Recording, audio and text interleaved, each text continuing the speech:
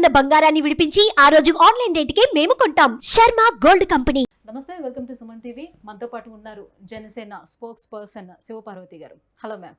నమస్తే అండి. మ్యామ్, మొత్తానికి జనసేన మీరు అనుకున్నట్టుగానే విజయ దుందుబి మోగించింది. 21 స్థానాలకి 21 స్థానాలు కూడా క్లీన్ స్వీప్ చేసింది. సో నాగబాబు గారు అన్న మాదిరిగానే. సో ఎలా ఎంజాయ్ చేస్తున్నారు ఈ విక్టరీని? బాగా ఎంజాయ్ చేస్తున్నామండి. 10 ఏళ్ల కష్టం, అవమానాలు ఇవన్నీ మర్చిపోయేలాగా విజయం ఈరోజు 100కి 100% స్ట్రైక్ రేట్ తోటి జనసేన అసెంబ్లీలోకి పార్లమెంట్లోకి అడుగుపెట్టింది. మాకు ఇంతకన్నా గ్రాండ్ విక్టరీ అంటే ఈ విక్టరీ కిక్ వేరు. తొలి విజయం, ఘన విజయం, చరిత్రలో లిఖించే విజయం. సో ఆంధ్ర రాష్ట్ర భవిష్యత్తుకి ఈ విజయం చాలా కీలకమైంది. ఈ రోజు నుంచి ఆంధ్ర రాష్ట్ర రూపురేఖలు, ఆంధ్రప్రదేశ్ అనేది చంద్రబాబు నాయుడు గారి చేతిలో, పవన్ కళ్యాణ్ గారి చేతిలో, మోదీ గారి చేతిలో సురక్షితంగా ఉంది. కాపాడుకోగలిగా అనిపించింది. ఆంధ్ర రాష్ట్ర ప్రజలు కూటమికి అడ్డంగా నిలబడ్డారు. ప్రతి ఒక్కళ్ళు కూటమికి దాదాపు 86%, 80 అబోవ్ పర్సంటేజ్ వచ్చినప్పుడే అనుకున్నాను. అందులో 90% ప్రజలు కూటమికి నిలబడడం చాలా గొప్ప. అంటే ఎంత వెక్స్ అయిపోయి ఉన్నారో ఈ అరాచక పాలన, ఈ విధ్వంసంతో ఎంత అగ్రెసివ్గా ఉన్నారని వాళ్ళ ఓటుతో చూపించారు. అంటే ఇది ప్రజా తీర్పు, ప్రజా తిరుగుబాటు. ప్రజలు తలుచుకుంటే ఎవరి కొమ్ములైన విరిచి కింద కూర్చోబెడతారు అనడానికి ఇదే ఉదాహరణ. 151 గెలిచామని అహంభావంతో, అహంకారంతో చేసిన ఏదైతే ఈ దాష్టికాలు ఉన్నాయో వాటికి చరమగీతం పాడారు. అంటే మరి ఇంత దారుణంగా వైసీపీ కేవలం ఒక 10 సీట్ల లీడ్లోనే ప్రస్తుతానికి నిలబడి ఉంది. సో ఇంత దారుణంగా 10 సీట్లు కూడా రావండి. సింగిల్ అంటారా? మీరు నేను మొదటి నుంచి అదే చెప్పుకున్నాం. అందరు కూడా ఎక్స్పెక్ట్ చేసి ఉండరు ఈ ఫలితాలు. ఆయనే చెప్పాడు కదా, దేశం షాక్ అయ్యే విజయాలు మీరు చూస్తారని. ఖచ్చితంగా దేశం కాదు, ప్రపంచం షాక్ అయ్యే విజయాన్ని ప్రజలు ఇచ్చారు. కానీ వైసీపీ నేతలు కూడా ఎవరు కూడా ఎక్స్పెక్ట్ చేసి ఉంటారు కదా ఇంత దారుణంగా వైఫల్యం పొందుతామని. అవును, వాళ్ళకి మొదటి నుంచి గ్రౌండ్ లెవెల్ నుంచి చూసుకుంటూ వస్తున్నారు కదా, ప్రజల అభిప్రాయాలు కూడా మీరు తెలుసుకుంటూ వస్తున్నారు కదా. సో మీకు డెఫినెట్ గా జనసేన ఇచ్చినటువంటి 21 స్థానాలు గెలుస్తుందని ఆ రోజు మీరు నమ్మారా? 100కు 100% నమ్మామండి. మా ప్రయత్నం కూడా మేము ఎన్ని పోటీ చేస్తున్నాం కాదు, అన్నీ గెలవడమే మా ప్రయత్నం. సో ప్రతి ఒక్క కార్యకర్త, జన సైనికుడు, వీర మహిళ నడుం బిగించి పనిచేశారు, ప్రాణం పెట్టి పనిచేశారు.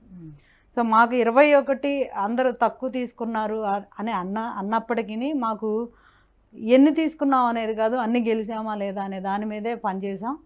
అలాగే మిగతా నియోజకవర్గాల్లో టీడీపీ శ్రేణులకి, బీజేపీ శ్రేణులకి అంతే విధంగా కష్టపడి కూటమి గెలుపుకి జనసేన పార్టీ శ్రేణులు ఎంత చేయాలో 100కు 100% ఎఫర్ట్స్ పెట్టాం.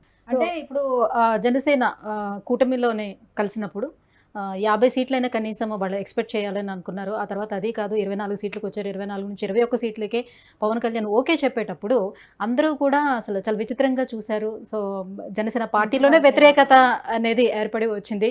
సో అప్పట్లోనే అంటే 2019లోని పూర్తి స్థాయిలోనే పోటీ చేస్తేనే 1 సీటు గెలిచారు. అలాంటిది ఇప్పుడు 21 స్థానాలు పోటీ చేస్తే ఎన్ని గెలుస్తారని, సో మీరు ఏం అడగగలుగుతారు రేపొద్దున్న అని అన్నారు మేధావులు. ఏమన్నారంటే మనది రైజింగ్ పార్టీ, లోకల్ బాడీ ఎలక్షన్స్లో మన సత్తా చూపించాము. ఒక రకంగా చెప్పాలంటే లోకల్ బాడీలో టీడీపీ పోటీ చేయని ప్లేసుల్లో కూడా మనం పోటీ చేసి గెలిచాము. మన ఓట్ బ్యాంక్ పెరిగింది. ప్రతి నియోజకవర్గంలో 25% పైన ఓట్ బ్యాంక్ నమోదవుతుంది ఈ ఎలక్షన్కి. అలాంటప్పుడు కనీసం తక్కువలో తక్కువ 50 స్థానాలు తీసుకోవడం సముచితం, తీసుకుందాం అని చెప్పి ఒత్తిడి చేసిన సందర్భాలు కూడా ఉన్నాయి. కానీ ఇక్కడ ఏం జరిగింది అంటే ఇన్ని స్థానాలు అని పట్టుపట్టడం కాదు, మా నాయకుడు ఒకటే ఆలోచించారు. రాష్ట్ర భవిష్యత్తు బాగుండాలి అంటే వ్యతిరేక ఓటు చీలకూడదు, పొత్తుతో వెళ్ళాలి. పొత్తు కుదరాలి అంటే ఎవరైతే బాధ్యత తీసుకొని, ఎవరైతే భుజాన వేసుకుంటారో వాళ్ళే త్యాగం చేయాల్సి వస్తుంది. పొత్తులోకి బీజేపీని తీసుకురావడం, కేంద్రం నుంచి అలయన్స్ని సెట్ చేయడంలో పవన్ కళ్యాణ్ గారు కీలక పాత్ర వహించారు. కాబట్టే ఎక్కడ సీట్ల దగ్గర పొరపచ్చాలు రాకుండా విచ్ఛిన్నం అవ్వకూడదు. సో మనమే తగ్గుదాం, కొంచెమే తీసుకుందాం. రాష్ట్ర ప్రయోజనం ముఖ్యమైనప్పుడు మన ప్రయోజనం పక్కన పెడదాం. మనం కొంచెం పోటీ చేస్తేనేమి, మన విలువ మనకు ఉంటుంది కదా. మనం తర్వాత అయిన పార్టీని అసలు రాష్ట్రమే లేకుండా పోతుంది, ఇక్కడ ప్రజలు ఇబ్బందులకు గురవుతున్నారు. సో దానివల్ల తగ్గాల్సి వచ్చింది. ఎవరైతే బాధ్యత తీసుకుంటారో వాళ్ళకే తక్కువ భరించాల్సి వస్తుంది భారం. సో భారాన్ని మేమే భరించాం. తక్కువ తీసుకున్నప్పుడు అందరూ అవహేళన చేశారు.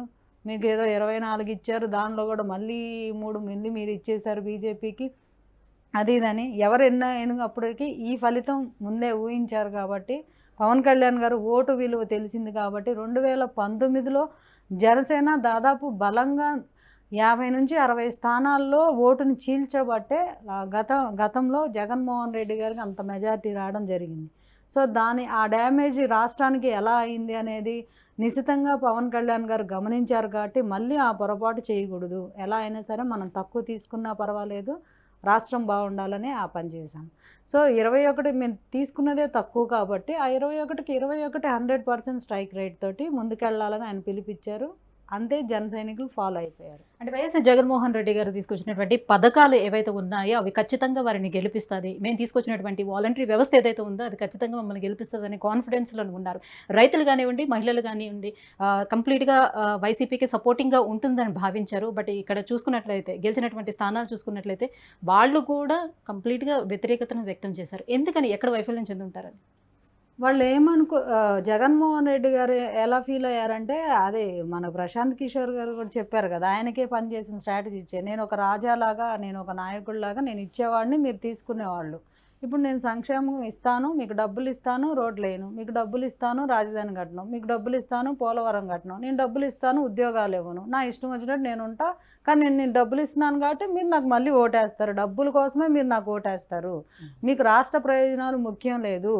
నేను ఛార్జీలు పెంచినా మీరేమనరు, నేను కరెంటు వాడినా మీరేమనరు, నేనేం చేయకపోయినా మీరేమనరు, మీకు కావాల్సిన సంక్షేమం అది నేను ఇస్తున్నాను కదా, మళ్ళీ మీరు నాకు ఇస్తారంటే ప్రజలని ఒక వెర్రోళ్ళలాగా ట్రీట్ చేయాలని ఆయన చూశారు. అందుకే ఒకటి కొట్టారు. సో ప్రజలు చైతన్యవంతులయ్యారు. ప్రజల్లో చైతన్యం ఎప్పుడు ఉంటుందండి. వాళ్ళని గౌరవప్రదంగా చూస్తే గౌరవంగా ఉండేవాళ్ళు, వాళ్ళని అగౌరవపరుస్తూ వాళ్ళ గౌరవాన్ని కూడా కించపరిచేలాగా మేము సంక్షేమం ఇచ్చాం కాబట్టి ఓట్లు పడతాయి. ప్రతి మంత్రి ఇదే, వీళ్ళ ఇంట్లో డబ్బులు తీసుకొచ్చి ఇస్తున్నారా, వీళ్ళ జేబుల్లో డబ్బులు తీసుకొచ్చి ఇస్తున్నారా, వీళ్ళ ఫ్యాక్టరీలో డబ్బులు తెచ్చిస్తున్నారా, ప్రజలు కట్టిన డబ్బే కదా, వాళ్ళు కట్టిన ట్యాక్స్లే కదా వాళ్ళకి ఇస్తున్నారు, వాళ్ళ డబ్బు వాళ్ళకి ఇస్తాం, మేము ఇచ్చాం ఏమి మీరు ఇచ్చేది ఎక్కడి నుంచి, ఏం చేశారు? సో దాన్ని కూడా అది ఓవర్గా చెప్పుకోవడం, మితిమీరిన అహంకారం, సామాన్యుడు ఎవరైనా నోరెత్తితే వాళ్ళని అణిచివేయాలనుకోవడం, అక్రమ కేసులు, నిర్బంధం, విధ్వంసం, భూములు అడ్డంగా దోచేయడం, ల్యాండ్ టైటిలింగ్ యాక్ట్ని అంటే అసలు కేంద్రం ముసాయిదాలో పెట్టిన ఒక యాక్ట్, అది ఇష్టమైతే మీరు ఫాలో అవ్వండి, లేకపోతే లేదు, దీని మీద మీ అభిప్రాయం ఏంటని కేంద్రం అడిగింది అంతే. దాన్ని అమలు చేయాలా, ఏం చేయాలా, దానిలో ఉన్న క్లాజెస్ అన్నీ మార్చేసి వీళ్ళకు అనుకూలంగా పెట్టేసి ప్రజల యొక్క వ్యక్తిగత ప్రైవేట్ ఆస్తులను కూడా కాజేయాలని కూడా ప్లాన్ వేశారు. సో అది కూడా ప్రజలకు అర్థమైంది. మేము కష్టపడి సంపాదించుకున్న మా పొలాల పుస్తకాల మీద నీ బొమ్మ ఏంటి అనేది ప్రజల్లో ఒక తీవ్రమైన అసహ్యం, ఏవగింపు వచ్చేసింది. ప్రతి దాని మీదే, శ్మశానాల మీద రంగులు, నీళ్ల కుళాయిల మీద రంగులు, చెట్లకు రంగులు, ఆయన బయటకు వస్తే చెట్లు కొట్టేస్తాడు. ఈ వింత వైఖరి ఏంటో అర్థం కాదు, అంతా సర్వనాశనం. ఎవరైనా చెట్లు పెంచి పోషిస్తారు, అశోకుడు చెట్లు నాటిచ్చాడు అనుకుంటే ఈయన చెట్లు కొట్టేశాడని తెలుసుకోవాల్సి వచ్చిన పరిస్థితి వచ్చింది. ఎక్కడికి వెళ్ళినా చెట్లు కొట్టేస్తాడు. ఏ రకమైన అరాచక పాలన కని విని ఎరగని రీతిలో ఎవరు చేయరు చరిత్రలో, ఇంకెక్కడ మనం చూడబోం.